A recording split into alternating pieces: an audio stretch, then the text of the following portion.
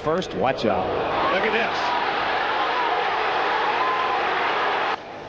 Upton pops it up. Left side, Ellis Anderson's backpedaling. He is under it. He puts it away. The Texas Rangers have won a postseason series. The Texas Rangers are American League champions.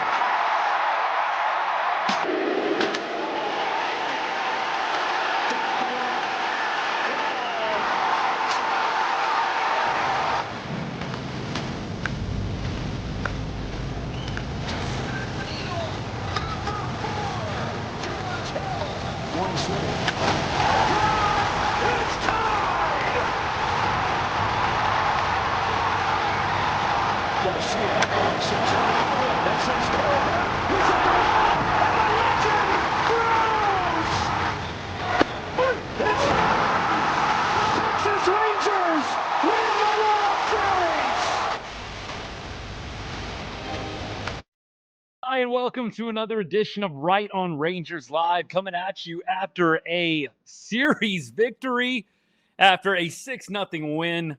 Good to be with you today. Obviously, not immediately post-game, but you know what? Better late than never. So here we are. Talk some good baseball, and also to preview the upcoming series as well after an off day tomorrow. It's going to be a good show. Of course, we'll make sure that we get to as many of you guys' comments and questions as possible. We'll have our own talking points. You know the drill, but it's great to be with you here right on Rangers. We cover everything Texas sports, but put a huge emphasis on the Rangers, obviously, during the baseball season, and we thank you for choosing Right on Rangers for all of your Texas Rangers content. Again, drop a comment, drop a question. We will try and get to it as quickly as we can. Good day to be a Rangers fan. You had a 6-0 win over the Giants. Pretty no-sweat victory. You had the Astros losing in extra innings to the Blue Jays. How sweet it is, baby. How sweet it is. Detroit plays the Mariners a little bit later on this evening. That'll be starting at 8:40 Texas time here in a few hours. We'll keep our eye on that Mariners game. Obviously, when it begins, our show will be long done with by then, but we'll do some scoreboard watching here and there for you. Not a whole lot else going on, though, at this moment. Most of the games about to get underway today. But let's talk about this one. Let's open up with Cody Bradford. Cody Bradford has not pitched since September 25th, 2024. First start since then. And all he did was go, 4 and a third scoreless, 5 hits, no earned runs, 2 walks, 5 Ks. Not a bad start for him by any means. And look, Cody Bradford, to his credit, has been pitching well in his rehab assignments as well. He is 100% locked in at this moment in time. Looks sharp really all the way through. Beginning, obviously, in July when he first went down to AA, going on to AAA, and now pitching in the major leagues. I am very encouraged by the fact that Cody was able to go out there, get outs. I think that's important. Obviously, you're playing a pretty bad opponent. I do think, there's obviously a lot of excitement around Cody. I do think if you're just trying to be totally based in your perspective on this, you've got the Giants, probably one of, if not the worst team in baseball. I think temper the expectations just a little bit. I think Cody's obviously got some potential. I've thrown it back many times to that 2024 year. Cody was very, very good at home and very, very bad on the road. That was kind of Cody in a nutshell before he got hurt. I know the ERA, decent, obviously the numbers, decent that 2024 season as well by and large. But I would just say, let's be cautiously optimistic here. I like that Cody comes out, gets hits, limited base runners for the most part, 7 base runners and 4 1/3. Not bad. Definitely not bad. Cody, a little low on the velo. I know a lot of people, when I was posting during the game, kind of popped back. I mean, look, Cody in 23 was about 91 on the fastball. I think it was like 90.5 or 90.6 technically average velo. I know there's the point that he definitely gets a lot of extension. I got to be totally honest with you guys, and I think you've been able to pick up the vibe.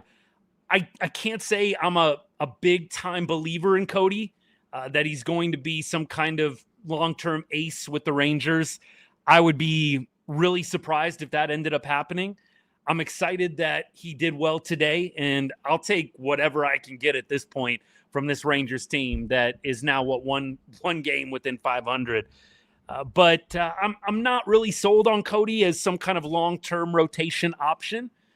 I hope to be wrong. I really do. I know that some people are going to get a little sensitive about this perhaps, but I can't say that I'm all in. I like what we got today. I'm going to take it as it comes, but I am not in love with the stuff. I know, 88 is where you were sitting today. Maybe that ticks up to 89, 90.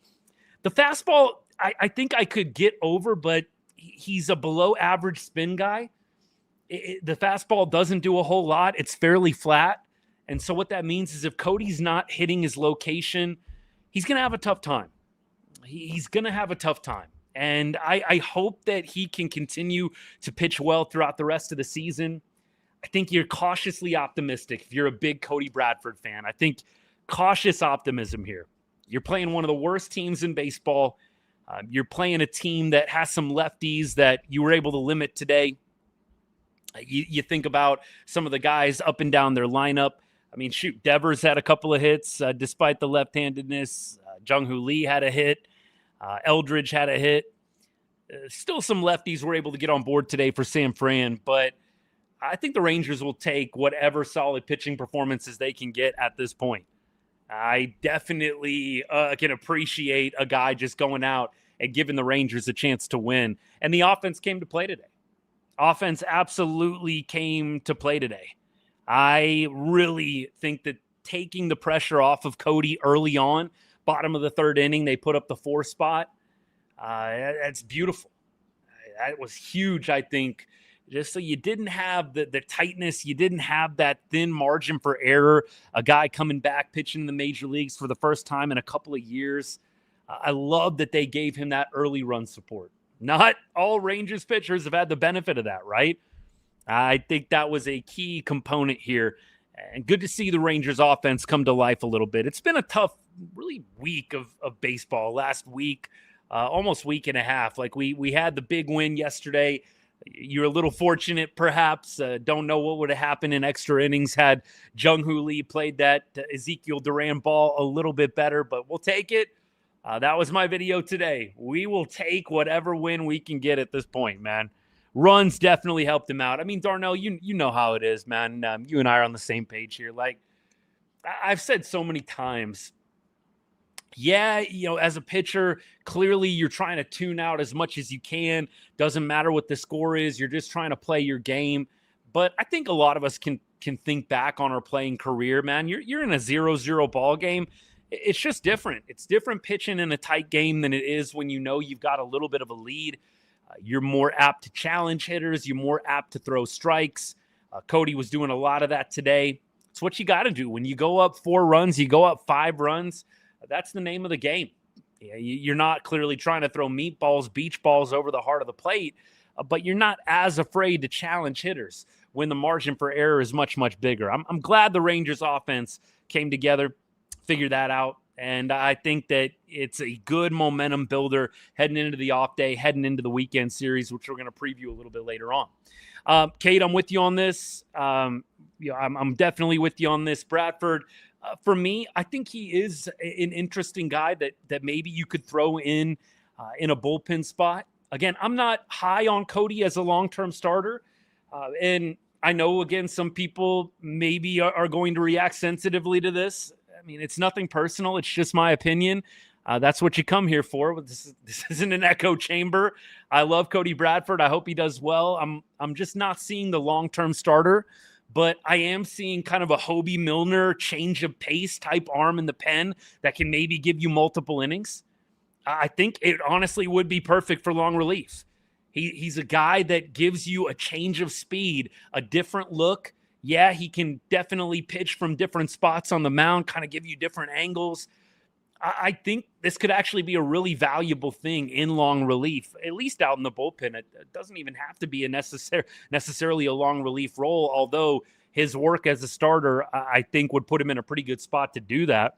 Now, look, if he becomes our number 2, number 3 in the rotation in a year or 2 from now, and he's crushing it, happy to be wrong. I tell people that all the time, man. Like, I know I'm always going to have people, man, that take aged like milk. Or, man, that totally whiffed on that take. Great. I mean, if Cody Bradford becomes top of the line starting pitcher, I'll be happy to eat a massive plate of crow, as I always like to say. But right now, just not seeing it. Not seeing the long-term starter appeal. But I definitely feel like today's a positive building point. The Rangers with injuries to Leiter and with, injuries to other guys here and there, it's going to be nice to have him. It really is. It's going to be a nice luxury to have Bradford, and we've got him for a couple more years, along with some other guys. I'd like the setup there for sure. We'll keep on rolling. I hope this is the start of a good streak. 100% I do. Absolutely. Forever winning, I agree. Great win. He did look pretty good today, Nate. Absolutely. Don't think we're going to go for Ozuna, Colts fan. I'd be really surprised on that. I really feel like we're going to be rolling with the guys we have, barring injury. I think maybe if somebody got hurt, I don't know. Not sure on that one. Yeah. I mean, Brian, this is how I feel. Look, there's no bad takes if the Rangers are doing well. That's always how I've operated. Clearly, you're not going to be perfect on every single one of your analyses. You're just not. But I am going to be okay every time things are going positively for Texas. 100%. Yeah. Look, Darnell, this is where we got to keep it. What Cody did today, regardless of what I think about Cody long-term, what I want to say is this. The dude worked his butt off to get to this spot. He dealt with a lot of ups and downs. And so beyond what I think about Cody as a starter, Cody as a long reliever, I think we can all agree the dude's got some mettle. He's got some guts. He's got some heart, man. It's not easy.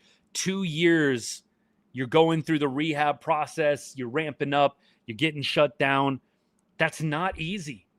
And so I will say this, despite whatever analysis, whatever take we have on Cody Bradford's long-term, I think, again, we can all come together and agree this dude has got some grit, and you love to see that. You love to see that from any ball player, but I especially like stories like this, comeback stories, a guy really, really crushed by injuries, a young and promising player, and he comes back and has a great 2026 debut. Phenomenal. Absolutely. They made a new salute celebration to respect DeGrom. Is that where the salute comes from? We keep on going. Appreciate you guys. Hey, Stevie, love you too, my guy. Have a great day. All right, we keep rolling. Let's go to, hey, a couple more people. Hey, what's good, man? Thanks for tuning in today. I agree. Great shutdown. Great shutout win. 100%. Velo is a little down, sure. I know that today was 88 and 23. He was at 90 and a half, 91. You would figure, if he's fully healthy, if you're putting him in a bullpen role, maybe he could get up to 92, 93. I think he could probably get a couple more. You see Jacob Latz do that a little bit too as a starter. You're not quite gassing it out every single time, but when you're in that 1 or 2 inning window, you can let it fly a little bit more. So look, clearly going to ramp up, I think, over the next month, over the next couple of months here.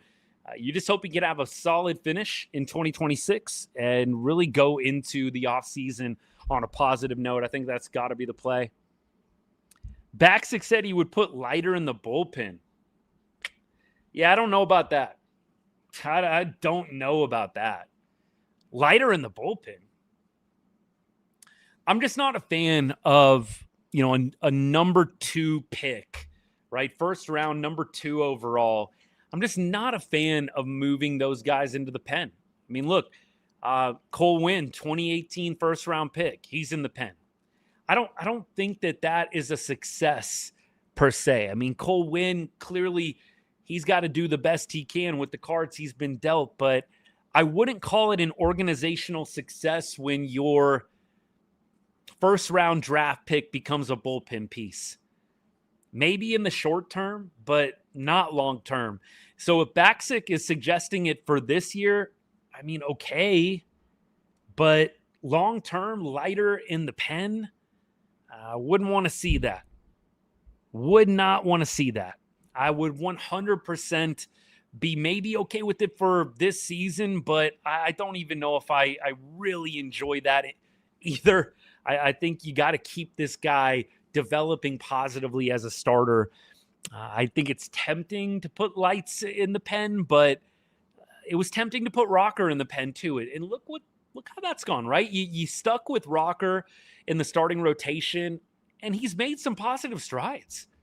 I mean, he hasn't been perfect this year, but he's made some positive strides. I really do not want to see them mess with Jack Leiter's development and do that. So, I mean, look, Baxic, entitled to his opinion. I would probably pass on that. I think this is something we can all agree on, whether you think that it's a good idea or not, whether you think Leiter to the bullpen, Mike Baxic's suggestion is a good idea or not. The Rangers shouldn't even be in that spot. You shouldn't even be in a spot where you're thinking about taking your number 2 overall pick back in 2021 and moving him to the bullpen because you're cheap and you didn't go out and get any pieces at the deadline. And so you've got to move him to the bullpen. Man, I'm just not a fan of that. Like, the only reason, let's be real about this, right? The only reason you move Leiter to the pen is because you didn't get anybody. Like, as an organization, you didn't want to spend the money. You didn't want to go and trade for anybody. So now we're going to screw up somebody's development and move them to the bullpen? It sounds dumb to me. I'm not a big fan of that the more I think about it. Darnell makes a good point. Jack is susceptible to lack of control. Like Mackenzie Gore. I mean, Mackenzie will sometimes, for just that one inning, lose control. It's just not something you want high leverage in the pen. It's not. Who was talking about 6-man rotation, Nate? Was that the TV guys? Was that the TV guys?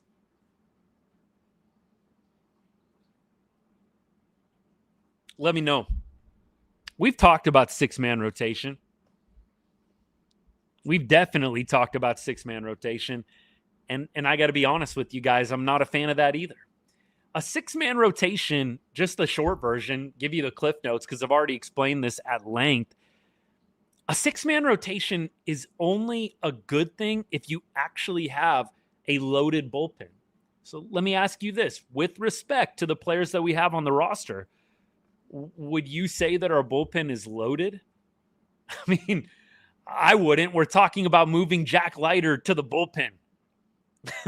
Like, if we're talking about moving Jack Leiter to the bullpen, do we have a loaded bullpen right now? I would say no. And so with that assessment in mind, if you go to a 6-man rotation, you're basically weakening an already weak bullpen. Do we have some awesome guys in there that I love cheering for 100%? Robby Ahlstrom, Peyton Gray, Todd the Painter. And was he painting today, man? He had a good outing. We've got some fun arms that I enjoy rooting for, but, man, I do not want to go to a 6-man rotation. If you have one person in the rotation blow up on you, it's automatically putting you at a crazy disadvantage. Right? If you go to 6-man and even one, let alone imagine if 2 guys in the rotation blow up and you've got to use a number of arms on a given day, it's bad. It really relies heavily. A 6-man rotation relies so heavily on the starters actually pitching solid without a lot of volatility. Does that sound like our rotation? I feel like I'm teaching a class right now. That does not sound like our rotation. Our rotation is not devoid of volatility. Mackenzie Gore, he's pitched great the last 2 starts. I don't think anybody would be surprised if next start out he had a little bit of a rough go. Same thing for Rocker. Same thing for Cal Quantrill. Our current rotation is not necessarily the model of consistency. And so that makes it even tougher if you go 6-man rotation. You go 6-man rotation, you really want to have a solid bullpen, and you really want to have a solid core of starters. Right now, the Rangers have some guys that have potential, but are somewhat volatile. And so I would not be a fan of that. What do I think about splitting a game? Now, that's fine. Like, you have a, number 5. You have your number 5 starter kind of be a hybrid. Like, maybe, you have Cal Quantrill and you have Cody Bradford take it on. Or you have Cal Quantrill and Jordan Montgomery piggyback off each other. I could see something like that until Leiter comes back. But I don't think you go 6-man rotation. I totally think you could do like the 5th starter spot becomes like a tandem. But beyond that, I'm not a big fan of, hey, let's have 6 separate, distinct starters. Yeah, I mean, Matt, exactly. I'm with you on this. All right, we keep going. Appreciate all you guys hanging out. We are talking about the Rangers' 6-0 win and series win over the Giants today. Man, look, last night could have gone south quickly had that got to extra innings. I'm so glad the Rangers were able to squeak out a win, and then you have an opportunity for a series win today, and you get it done. It's a beautiful thing. Yeah. I mean, look, Nappy Boy, I appreciate all the comments today, my guy. I think this would be a really good scenario. I was only thinking maybe you do the Quantrill Monty or the Quantrill Bradford just to give a little bit of a different look, lefty-righty. You kind of put a little more pressure on the manager that way, right? If you do the double lefty, then you can kind of still allow the opposing manager to set up the lineup well. If you go right-left, you have a little bit more of a situation where you can kind of force the manager into some uncomfortable decisions. Think about what the Rays did to us last week, right? The Rays kind of went with that right-handed opener. Then they went with the lefty Seymour, and you just kind of put the Rangers in a tough spot. Did they start Jock Peterson? Did they start Evan Carter?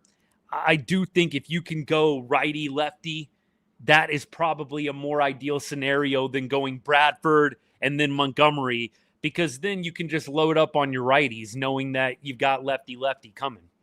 That would be my preference. It would definitely be positive PR if you can get Jordan Montgomery and Cody Bradford both in sync, lighting it up. Yeah, I mean, I think somebody's comment earlier about Jordan Montgomery. Yeah, the fastball velo is down on Jordan Montgomery, and that's to be expected with, first of all, age, second of all, injury. And it's not like these guys are washed up or they suck, but yeah, look, the velo being down is a little concerning. It just means you got to be more fine in other areas of your game. I mean, think about DeGrom. Think about Eovaldi. I mean, those guys used to be 100+ consistently on their fastballs over the course of a game, over the course of 6 or 7 innings. Now, both of them are learning to be more effective with other pitches, more effective with their location, and there's been some growing pains. And so I do think with Cody Bradford, with Jordan Montgomery, clearly you might see their velo tick up as they get stronger and as they get into a groove. But when you're a soft thrower, clearly extension helps with a guy like Cody Bradford, who's got a lead extension. That's great. You'd love if Cody had a little more spin. You'd love if that fastball had a little more life and movement. Right now, I would say Cody's fastball is a little bit on the flatter end of things, a little bit on the flatter end of the spectrum. But if you can hit your locations and you can have good change of speed with your changeup and with your other off-speed pitches, it makes a big difference.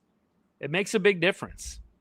G-Man, this is kind of what I said in so many words, right? Like, let's not try and like demean what Cody did today, but just to keep it in perspective, yeah, he's a soft throwing lefty who was pitching against the Giants today. So let's have some cautious optimism.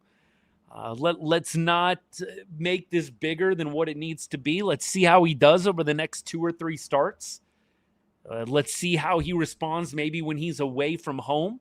Cody was very, very good at Globe Life Field in 2024. He was very, very bad anywhere not Globe Life Field in 2024. So let's see how he does. Let's appreciate what he did today, and moving forward, let's keep our eye. Let's keep our eye on Cody and see if the stuff continues to play. Maybe against some stiffer competition, some more challenging opponents. Time will tell, no doubt. Rangers going to get Austin Hayes. I didn't know if they were going to add somebody or not. Look, Garver reunion I would love. I posted about this yesterday. Garv Sauce reunion feels like a no-brainer, especially with that Austin Wynn's performance from a couple nights ago, man. My goodness. Garv Sauce, free agent right now. Seattle sending him out to pasture. Well, I mean, not quite that dark, but you know what I mean. I think that Garv Sauce would be a nice face, a nice return. But at the same time, you know, Garver is not having a great year. Would he probably be able to match Austin Wynn's? You would think so. But Garver isn't having like an awesome year. He's not having a stellar season at this point. We'll see. But it would be a fun reunion. I think a lot of fans would get behind it. I would be a fan of it. You're not going to see me complaining, even if he's not great. Again, it's hard to be worse than what the Rangers currently have. I love Elias Diaz. You guys know that. But Austin Wynn's, isn't Austin hitting like below 100 or like right above 100? Like you wouldn't think Garver's going to do a whole lot worse than that if we're just being honest, right? Apparently the DeGrom salute is real. So are we going away from lasso to the salute, or are we still doing the lasso? That is the question of the day. I like the lasso, man. Like, I don't know. The salute's okay. Lasso is better. I'm not upgrading the salute over the lasso at this point. Maybe it needs to grow on me a little bit more, but I'm not sure that the salute is an upgrade at this point. I like the lasso a ton. I'm not even going to lie to you guys. It's fun. It's just fun. Salute, all right. Lasso just has better vibes, man. Feels a lot more fun. Just me. Personal preference. Yeah, I would say Garver's definitely an upgrade over Wynn's for sure. DJ had a rough start to the season. I don't know what he's going to do when he gets back, but Zach, I'm with you. Catching situation next year is getting scary. Rangers in the offseason really have to address the catching position. I am just not a fan. You guys know this, of doing this piecemealing. Hey, let's sign a vet for a year. Let's sign a vet for 2 years. I'm not a fan of getting these guys that are kind of on the back nine. And, I'd really like to see them figure out the long-term catcher, the catcher of the future. Are you getting him in a trade? I don't think it's going to be Malcolm Moore. I know Malcolm had a nice game the other night. Evan Grant, I talked to you guys about this the other day, reporting that, within the organization, Malcolm Moore is not necessarily viewed as a long-term catcher, meaning there's thought to maybe move him to a different position. Malcolm Moore, by the way, never rated over the top highly as a defensive catcher. I believe he was like 45, which you guys know 80 is kind of the high end, 20 is the lowest, right? So they get graded on a 20 to 80 scale when they're getting scouted. And Malcolm, I believe, was like a 45 defensively, which is like, maybe league average, maybe slightly above that. It's definitely not the complementary, the strongest part of his game. I think the bat is definitely what's carrying there. And so we'll see what they do with them. I really just want to see them figure out the long-term catcher of the future. Who is it going to be? Is it going to be a guy outside the organization that's blossoming right now?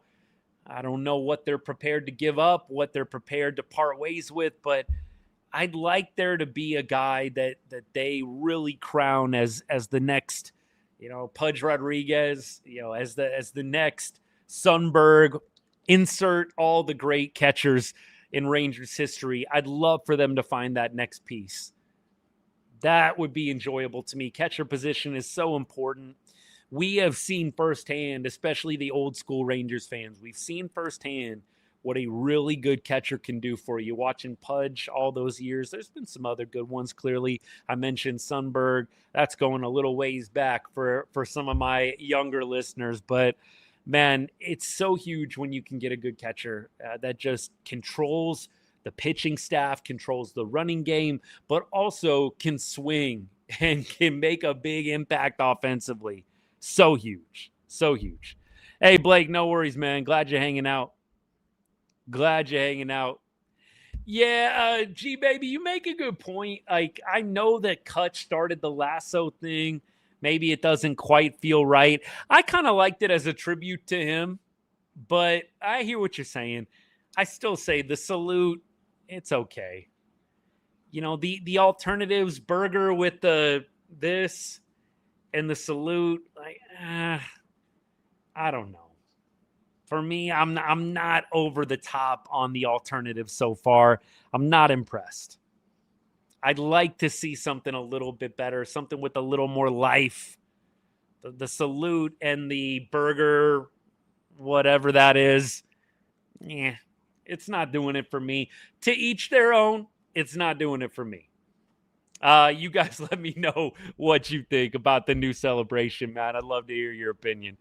I think Moore's arm is the same. I think, if I'm not mistaken, Kate, I looked this up the other day.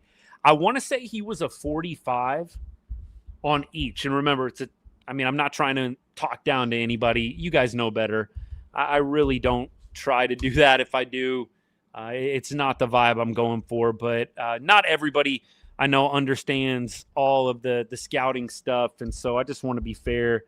But the scouting report on the defense, I believe he was a 45 out of 80. I'm looking it up right now, so that way we can just kind of put this one totally to bed. Let's see. The scouting grades, 40 on the power, 40 on the hit, 50 power, 30 run, 45 arm, 45 field, 40 overall. This was 2026, by the way. When they drafted him, he was a 50 overall. Now he's a 40 overall. So, I know there's a lot of Malcolm Moore hype, but understand since he's been drafted, the scouting grades have kind of gone down on Moore. Now, after 26 and 27, will they go back up? Maybe. But right now, the numbers have gone down a little bit on Malcolm, but look, the arm was at the draft a 45. The fielding was a 45. And in 26, a few years later, he's still at 45 on both, and he's a 40 overall player. Not great, right? I would say this. At this point, Malcolm Moore as a first-round pick is a little bit disappointing. I really don't think that's an unfair statement or an unfair take at this point. I know there's a lot of Rangers fans that, especially as Malcolm was really crushing it in A-ball, we're just really excited about him and about the prospect of him moving up through the ranks. But I would say at this point, Malcolm Moore has been a bit of a disappointment as a first-round draft pick, right? Had he been, let's say this is a 10th round guy, a 12th round guy. Okay. I mean, look, I don't think anybody's going to be mad. A first-round player in three or 4 years into it, getting ranked 40th overall in the scouting report. Not great. Ohapi is our only hope at catcher. I mean, maybe Ohapi can turn it around. I think he's got a better shot at more than cracking the major league roster as a catcher. But I'm not sold on Ohapi either. I think the Rangers are going to need to go outside of the organization. Okay, no worries, man. I think it could be interesting to pick up one of these guys. I don't know if they'll pick up any more than one. Ethan, do you know who's the best left-handed hitting player there in this group? Who's the best left-handed hitting player? I'm a fan of more. G-Baby says, what's the scouting grade on the current options? Just need something serviceable. Very, very hard to get a serviceable catcher at this level. There's a number of options, right? You've got clearly some catchers around the league. We talked about before the trade deadline, Hunter Goodman would be a pretty tall price. Dalton Rushing would be, I think, cheaper than Goodman, but still probably a little bit pricey. Going to be interesting to see what the Rangers do. I don't know that they're going to be making a big splash like that, but they've just got to get a catcher that is a plus defender. I think that's the biggest thing I've come to understand. I know we've had defensive catchers in the past, and you kind of rue them a little bit, like, and this guy, he just sucks offensively. Give me somebody new. But what I've come to appreciate is, man, I'll take a guy that can at least play good defense. Because if you go for a catcher that is maybe a little better offensively, but is bad defensively, when that offense struggles or slumps, you really have nothing. So with Austin Hedges, for example, who's actually having a decent year offensively, anybody remember Jeff Mathis from pre-COVID? Mathis was not necessarily a masher up at the dish, right? But he played good defense. And so I would probably say, could you at least go get me an above average defender? Because the hitting is going to slump at some point. But if you're a good defensive catcher, that can still be a huge impact on the game. Can you control the running game? Can you control the pitching staff? That's valuable. Think they'll have to get a catcher in AAA that's major league ready. That would be the plan. I think that would be what I'd like to see. Not sure who's available. Clearly there's the big names that we all know, but I've got to think there's got to be some catchers in other organizations that are rising that you might have to pay up for, but you'd like to see the Rangers start making some moves in that regard. Austin Hayes probably hits lefties the best. Soler and Ozuna most power. Garver or Hayes most likely for Texas. Ethan says maybe Rob Refsnyder. Refsnyder was a guy that a lot of Rangers fans I know were talking about in the offseason. Refsnyder did hit lefties really well. Remember, it was between Andujar and Refsnyder. Those were kind of the two guys that a lot of people were keying in on. Rangers didn't get either one of them, right? But Refsnyder and Garver both having tough years. AJ says no Diaz return. I would be open to a Diaz return, but I don't know if you want to crown Diaz, your starting catcher, your primary catcher. I think Diaz is probably a little bit in a better spot if you're platooning him or at least splitting him up a little bit. Now, with what we have currently, I don't mind Diaz playing a majority of the time. I really don't. But Elias Diaz is 35.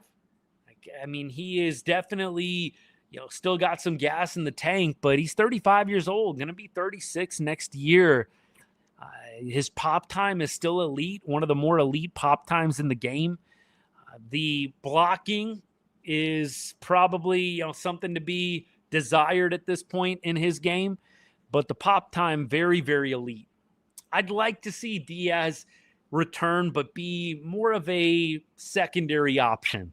I'd really like to see the Rangers, like I said, figure out a guy, that can play 3 out of 4 games. That would be my preference at this point. Rockies appear to be really wanting a king's ransom for Hunter Goodman, Darnell. I'd love to get Goodman as well. I think the Rockies were really asking high. I'd be curious what the ask for him was if it was our organization. Who would the Rockies want from us to give Hunter Goodman? I'd be curious. Who knows if that was even talked about, discussed between the Rockies and the Rangers. I would love to know, what did the Rockies, if it even got that far, what would the Rockies want from our organization for Hunter Goodman? Trading for Adley would have been my preference, Matt. I'm a big Adley Rutschman fan. I know he's a free agent after 27. So the concern was kind of like, hey, if you don't play baseball next year, Adley's basically a half-season rental. Man, that wouldn't be ideal. You really would not want to see Adley only play half a season for you. So I know that's probably a little bit in the back of the minds maybe of Texas, but I would have liked to have seen that for sure. Garb Sauce reunion, Jay, I hope so. I think that would feel better than Austin Wynn's. I don't know how much better on the field you're actually getting, but it would feel better than Austin Wynn's. You know, with some of these guys, it's hard because you don't have any emotional connection. You don't have any sentimental connection, and then the player's not playing well. So it's really easy as a fan to kind of discard those players. But when you've got a player like Garb Sauce, clearly a key instrument in winning the World Series back in 2023, you're a little more willing to put up with the struggles. You're a little more willing to put up with the ups and downs. You know, it's like life and relationships, man. The people that you love, you're a little more willing to put up with their BS. You know, people that you don't have any heart for, you're not putting up with a whole lot at all. It's just like life. But I would like to see a Garb Sauce reunion, no doubt. I would. That'll be a lot of fun. Walcott would be the Rockies' ass guarantee, probably. Matt, probably. I don't think I'd be willing to give up Walcott for Goodman. I like what I'm seeing from Walcott. I'd kind of like to let it ride out. And I do think, too, and I know some people maybe will get upset with me for getting a little negative here, but with Josh Young's decline out in the field, we've talked about this. I really do think it's even more important to keep Walcott. I think you want to have the option of moving Walcott either to third base or shortstop whenever Corey Seager is finally deemed to not be the everyday starter at that position, whenever that may be. Clearly, Corey is not really ready to give it up yet. Don't know how long the organization is going to just go with whatever Corey wants. But I will say, I think with Young and Seager, both on a little bit of the decline here in terms of defense, right? Defensively speaking, I would probably feel like keeping Walcott is even more important. If you give up Walcott and you stick with Seager and with Young down there at short and third, that left side of the infield starts feeling more and more like a weak spot to me. You got Zeke Duran. That's nice. I'd really like Walcott Duran over on that left side. Walcott, Duran, short, third. That, to me, would be the dream. I think Duran is playing himself into a really solid fixture on the team, obviously this year, but next year too and beyond. I'd really like to see a Duran-Walcott left side of the infield. That would be fun. That would be really fun. Hoping we would have moved Young at this deadline. I got to think that the injury made it a lot harder to move Josh Young. I think the injury would have maybe excluded, maybe would have allowed them to trade him. But I don't even think that they were on that page, if I'm being honest. I never heard Josh Young's name really seriously mentioned. I know they said everybody's on the table. But still, I never really heard them talk too seriously about Josh Young. I think the Rangers need to move off of Young in the field. I think you could have him be, kind of the Jock Peterson of 2026 and 2027, meaning I think you could have Josh do some DHing next year, especially when there's a lefty starter. I think you can stomach, the glove out in the field here and there. But I don't think Josh Young out in the field is something the Rangers probably want to do long-term. It's been bad this year. Every year, Josh has gotten a little bit slower of step. That does happen as you age, but Josh is only 29 years old, man. I'd like to see the Rangers pivot in that regard. Again, Duran, Walcott, left side of the infield sounds very, very good to me. If you have Duran at third, you have Walcott at shortstop. That sounds like the ideal. And then at second base, who knows? Cam Cauley is a favorite of mine. And so you guys know I'm bringing a little bit of bias there. I'm not sure if I'm trying to be totally objective. I'm not sure that Cam is the long-term answer at second base. and I love Cody Freeman as well. He's a friend of the show, but Cody, I think, still has some things to prove when it comes to his ability to be a long-term option in the infield too. I'm not sure the Rangers have that second base spot really figured out at this point. And so it's going to be interesting what they do this offseason, who they decide to ultimately try and roll with. Josh Smith clearly out of the organization at this point. And so that, to me, is definitely a signal. They are either going to stay with who they've got, or maybe they seek to go outside, pick up somebody in free agency. I'm not really sure who's available next year. Time will tell on that. But I do think the Rangers have some ability to upgrade defensively, especially in the infield. We'll see what happens. Ideal scenario, Seager to first base. I know a lot of people have talked about that. I think Seager would be an ideal first baseman because of his height, especially. He's tall. I think he is clearly, as a shortstop, adaptable. He's probably able to, I think, adjust to first base easier than some. We'll see if he's open to doing that. I do think Seager as a DH is probably the best play. Like next year, if you don't deal Josh Young, I think having Seager DH against lefties, Seager DHing against righties, Young DHing against lefties makes a lot of sense. I think you could even work Brandon Nimmo into that DH a little bit as well. Clearly, you still play him out in the field occasionally. Man, speaking of Nimmo, he had a great series at the plate, but the Rangers, defensively, it's so interesting. They've got a couple of dudes in Wyatt and in Evan that can really patrol the outfield quite well. But man, we have just no throwing arms out there. It's bad. I know I posted last night about that throw from Wyatt Langford, the one where, he was running to his left. He did the pivot step, and then he just kind of lollipopped it in. I have no clue what that was. I know some people said it's laziness. I don't know. I don't know what it is, but it ain't it. That's not it. Wyatt, to me, for all the good he does getting jumps out there in the outfield, and that's a big part of it, right? It's a big part of it. Getting good jumps, tracking down fly balls, cutting off the ground balls in the gaps. That's huge. But man, I am just a little frustrated with the arm talent that we've got out there right now. It is just not super ideal. Not super ideal. A lot of people, Colts fan, are on your page, like in terms of it was just kind of a lazy effort. I know I had some people in the comments like, oh, bro, even a perfect throw wouldn't have got the runner. I don't know about that. I think if Wyatt does his pivot step, I think if he turns his hips and really fires, you got to have a good arm. Wyatt, I would not say has a plus arm at this point, but I think a good throw, a solid, firm throw probably gets the runner there. I mean, look, he lollipopped it in, and it was already like not that far away from being kind of close.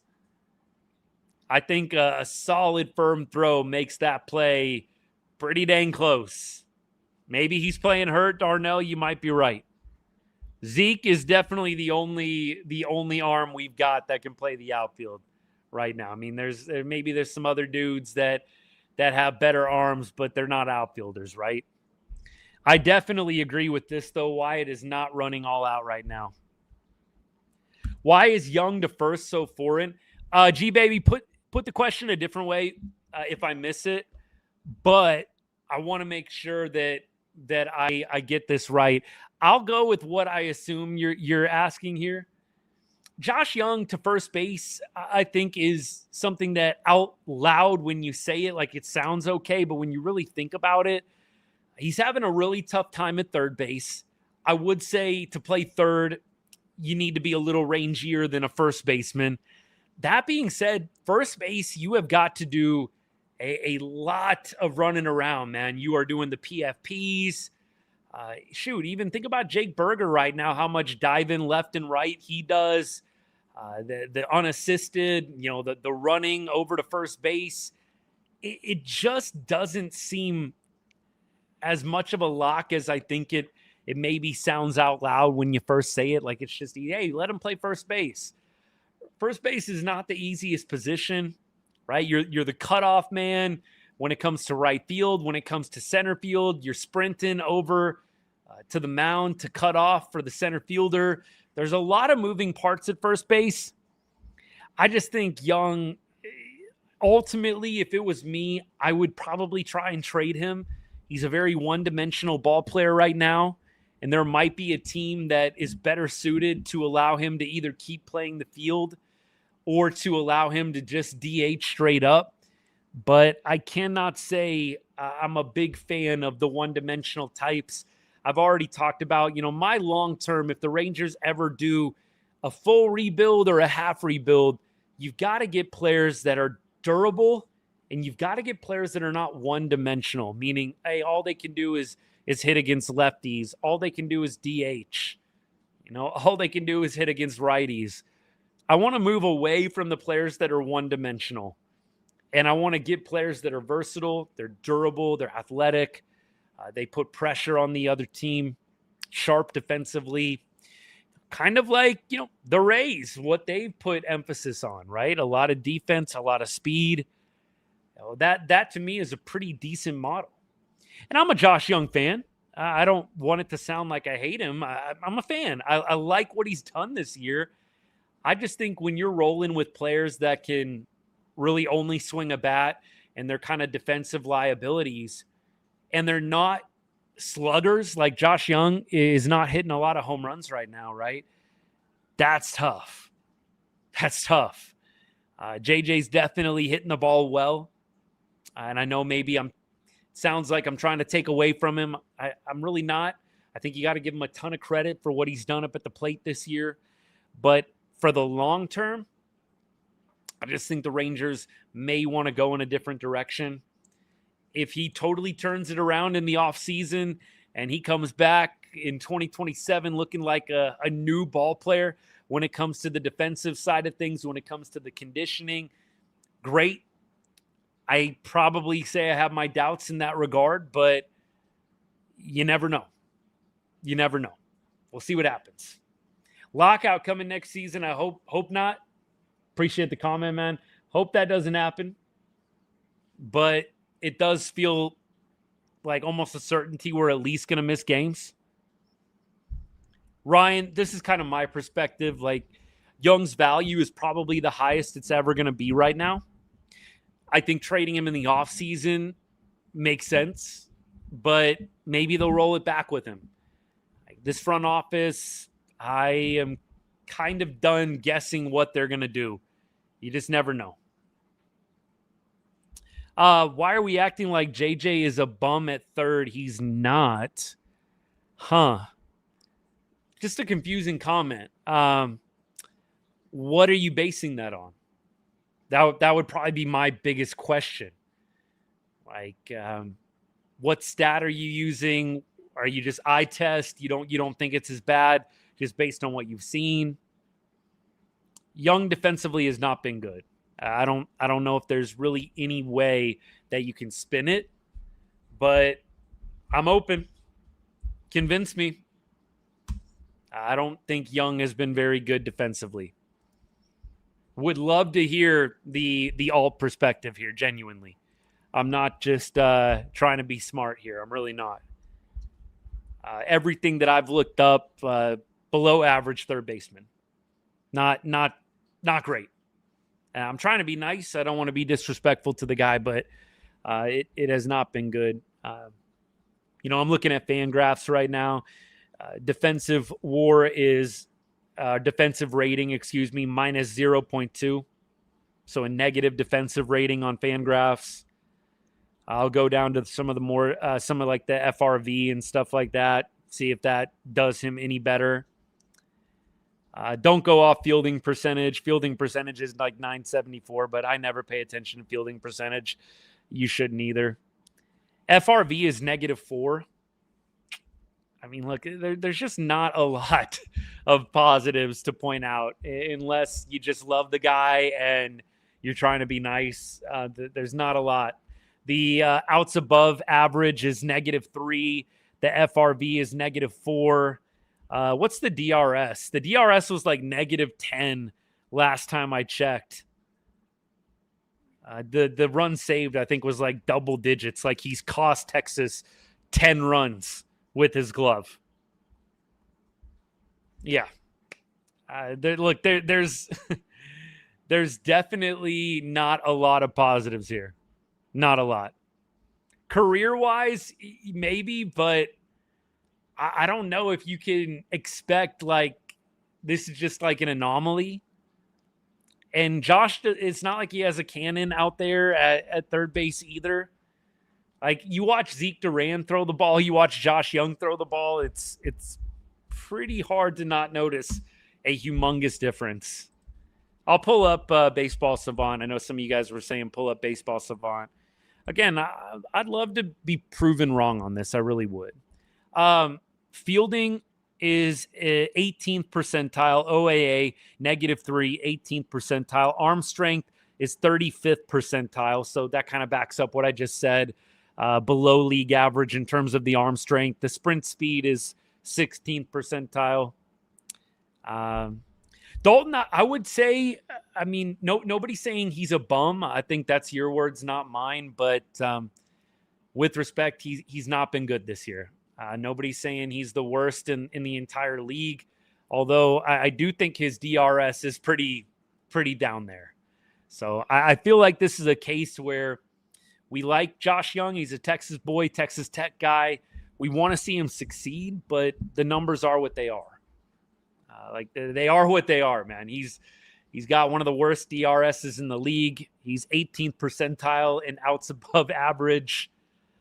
The arm strength is below average. Come on now. We can do better at third. Darnell, I think this is the point. And when you consider the margin for errors that this team has, they don't have a lot of margin for bad defense. Like the defense has to be the constant. Rangers don't have room for people kicking the ball around. Instant ways that you're going to see the Rangers lose games. I don't know if Monday is a better example of that. When the Rangers kick the ball around, they're not going to win a lot of games because they don't have the offensive firepower to come back from giving away free bases, free runs. It's tough, man.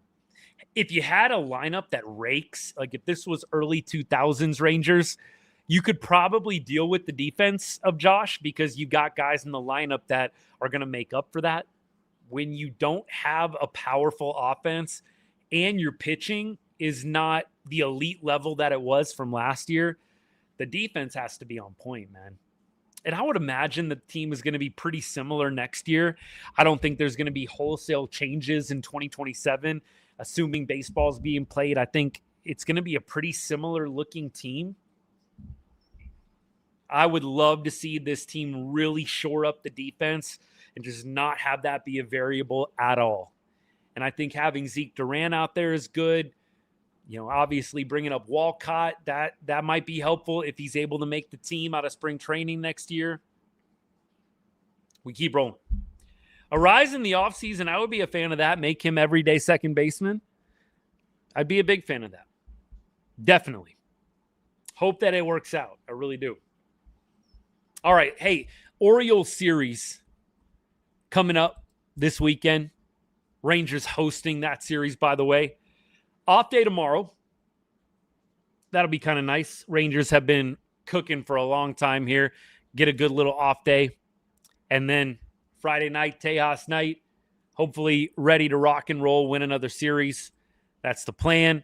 And it worked out today. You guys heard me last night. I was a little hesitant. Like, man, do we really want Bradford on the mound for the chance to win a series? I guess the answer is yes.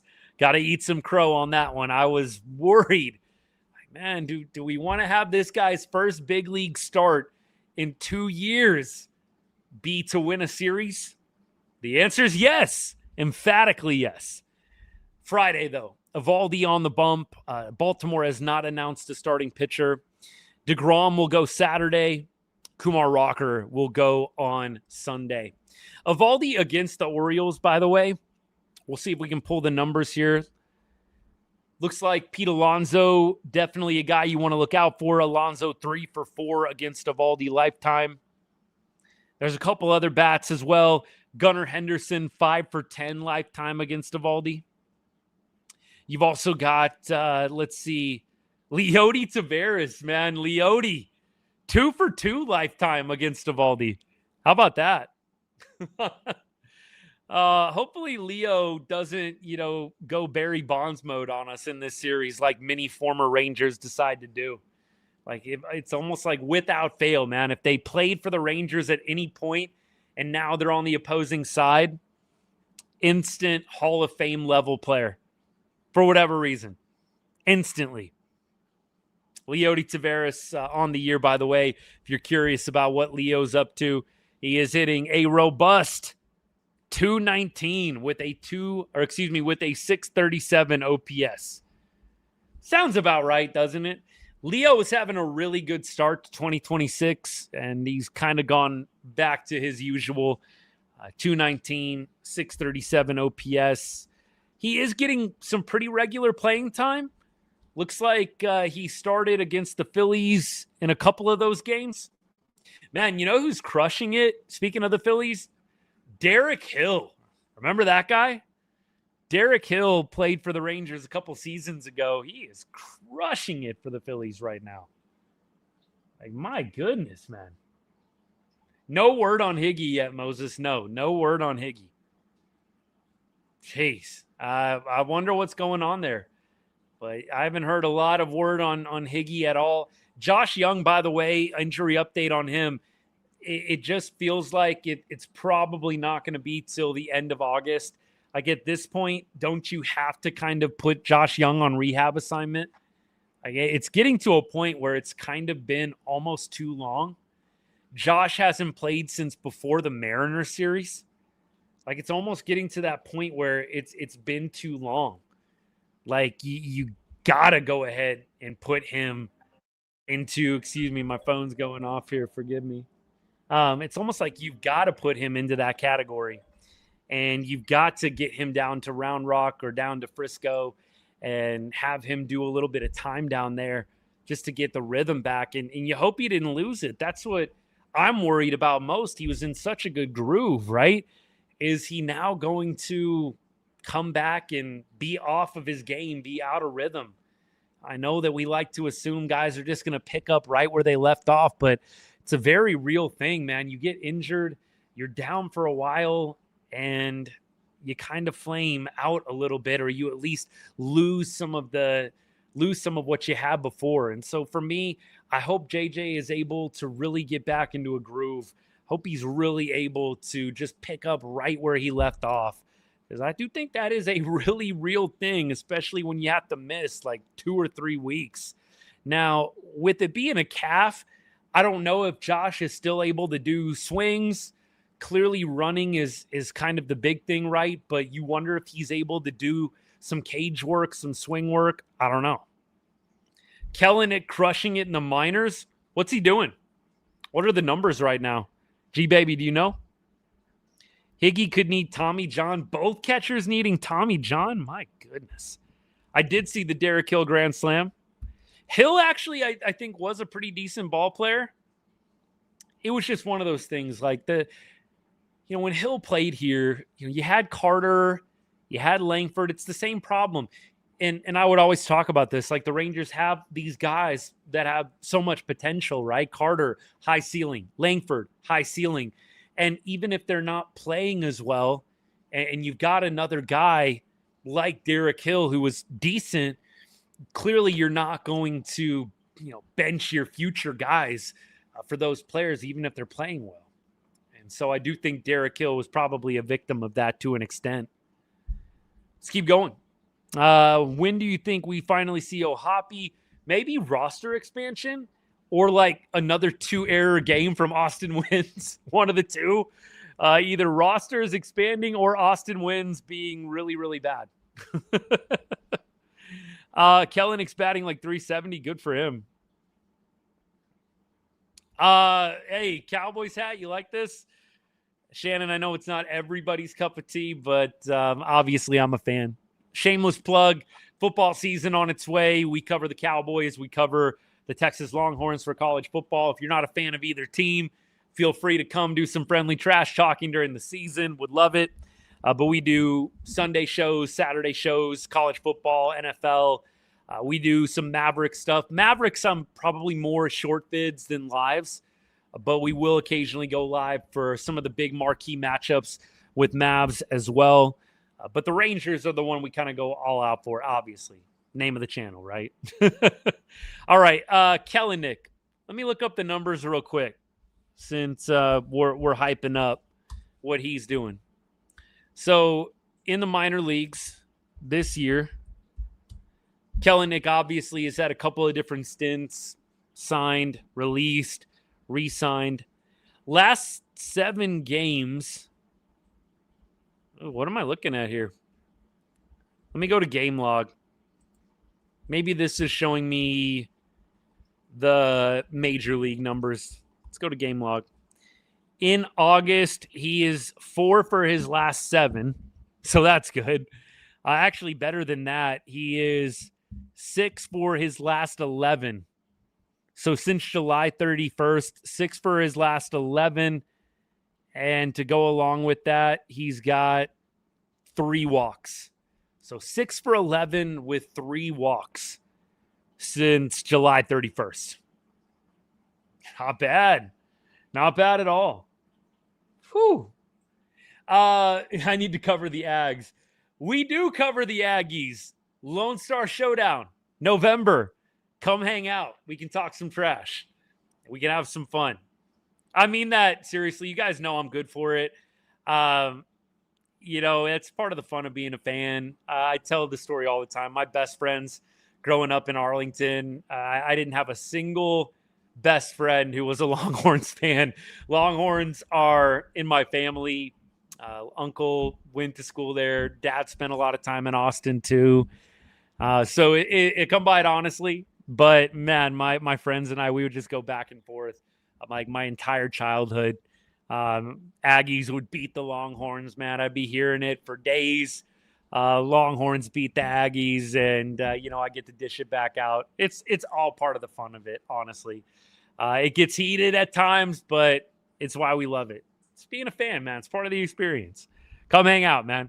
But I know a lot of you guys are definitely supporters of the Cowboys living in the Metroplex area. I know some of you guys go a different way for NFL. I always say, just come and hang out, man. If you love football, if you love baseball, it's a good spot to be, even if you don't share the same interest in team as me.